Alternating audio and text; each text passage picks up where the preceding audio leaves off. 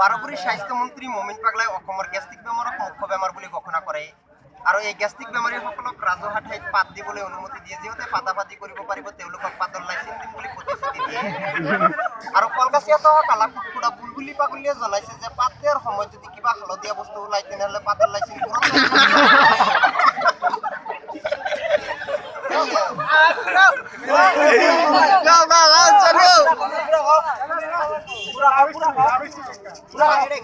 বালাফাতৰ গাঁৱৰ নাইৰা পাগলী হাইকমাণ্ডত নেৰাতা বহি ঘোষণা কৰিছে যে এইবেলি যিহঁতে টেট পৰীক্ষাত বহিব তেওঁলোকৰ শিক্ষাগত অৰ্হতা লাগিব প্ৰথম শ্ৰেণী ফেল আৰু পায়খানা ৰাস্তা চাবা থাকিব লাগিব।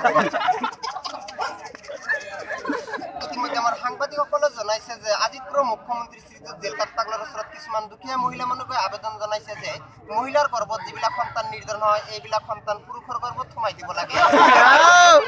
বৰপেটা ৰোডৰ পৰা কলকাছিয়া এখন উইংগাৰ আহোঁতে আমতলা পুখুৰীৰ পৰা চালচাৰা কুত্তাৰ ওপৰত সোমাই দিয়ে আৰু সেই কুত্তাটো জিচিপিৰ সহায়ত খাৰবালি মানসিক হস্পিটেলত ভৰ্তি কৰে।